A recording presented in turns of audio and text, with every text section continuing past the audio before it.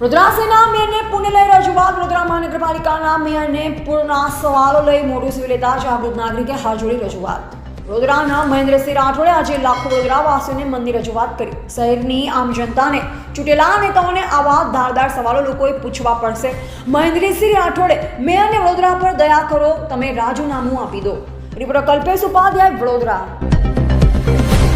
અને જો તમે જવાબ ન આપી શકતા હોય બેન તો પ્લીઝ અમારા વડોદરા પર દયા કરો બેન, અમારા વડોદરા પર દયા કરો બેન. આપ રાજીનામું આપો.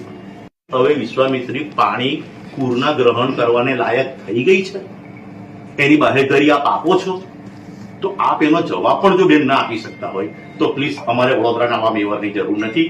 અમને નિડરતાથી જવાબ આપવા જોઈએ, ખેલદિલીથી જવાબ આપવા જોઈએ. અને જો તમે જવાબ ન આપી શકતા હોય બેન તો પ્લીઝ અમારા વડોદરા પર દયા કરો બેન. આપ રાજીનામું આપો, ક્યાં તો મને જવાબ આપો.